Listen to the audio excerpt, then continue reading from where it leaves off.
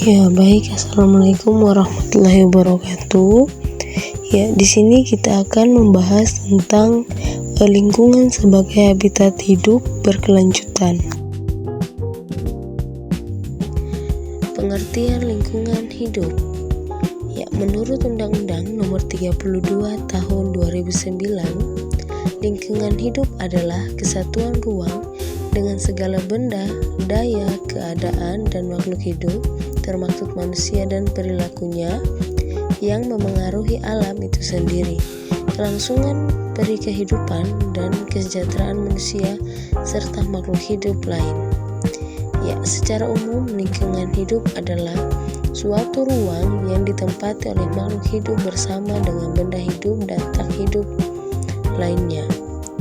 Ya, terhadap ilmu yang mempelajari antara makhluk hidup dan lingkungan disebut ekologi.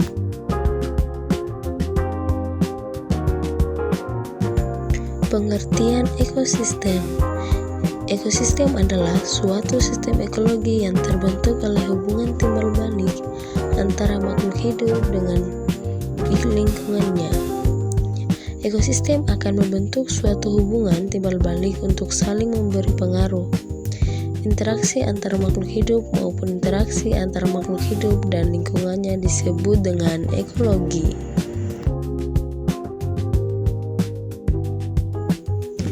Ya, pengertian etika lingkungan. Menurut Marfai 2013, etika lingkungan hidup merupakan nilai-nilai keseimbangan dalam kehidupan manusia dalam interaksi terhadap lingkungan hidupnya yang terdiri atas aspek abiotik, biotik, dan budaya.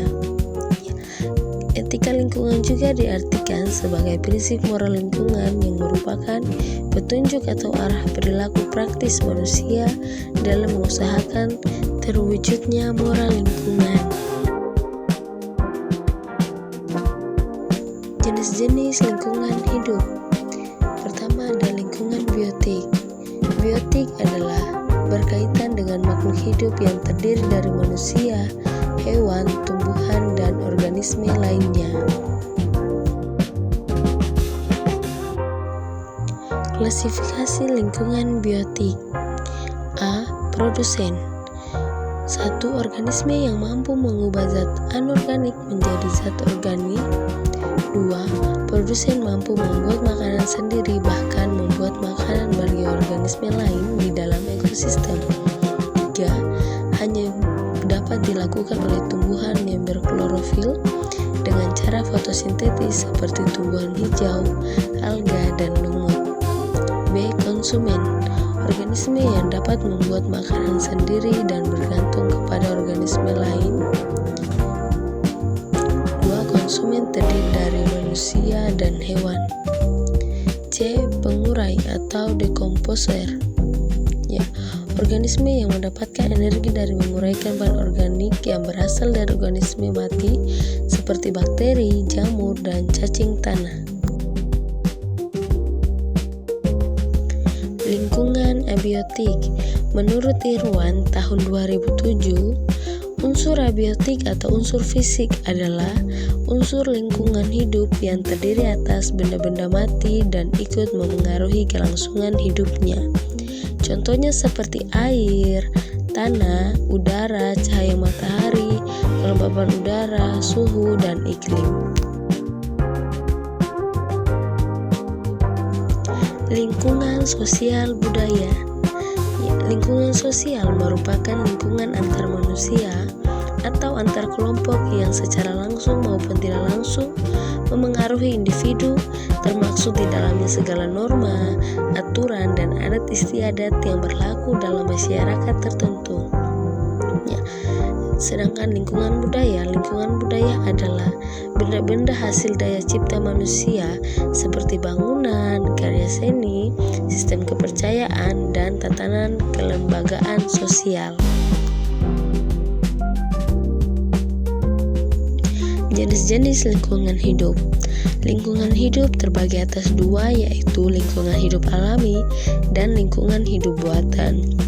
Lingkungan hidup alami terdiri dari komponen biotik, abiotik, organisme kecil, dan semua kondisi yang berfungsi secara dinamis tanpa campur tangan manusia. Ciri-ciri lingkungan hidup alami yaitu lingkungan ini tercipta melalui proses alami. Lingkungan alami dapat terbagi menjadi dua jenis, yaitu lingkungan hidup air dan darat. Pada lingkungan hidup air terdiri atas danau, laut, rawa, dan sungai. Sedangkan pada lingkungan hidup darat terdiri atas bukit, gunung, hutan, lembah, dan padang rumput. Yang kedua, lingkungan hidup buatan. Lingkungan hidup buatan adalah lingkungan yang dibuat oleh manusia secara sadar dengan memanfaatkan penggunaan teknologi, baik menggunakan teknologi sederhana maupun modern, sebagai upaya pemenuhan kebutuhan hidup manusia. Karakteristik lingkungan ini tidak beragam bentuknya dan hanya terdiri dari satu jenis. Contohnya seperti lingkungan buatan termasuk jalan, sekolah, taman, dan kawasan industri.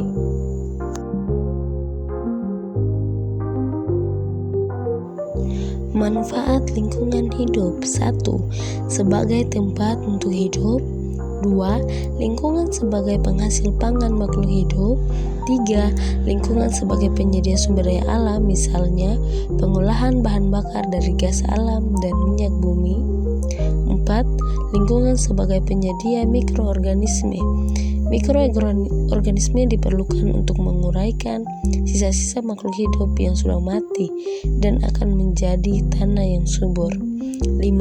Lingkungan sebagai penyedia oksigen, dan terakhir sebagai penyedia tanah. Ya, mungkin cukup sampai di sini saja materi yang bisa saya sampaikan. Apabila ada salah kata, mohon dimaafkan. Saya akhiri dengan ucapan wabillahi taufiq wal hidayah. Wassalamualaikum warahmatullahi wabarakatuh. Bye bye.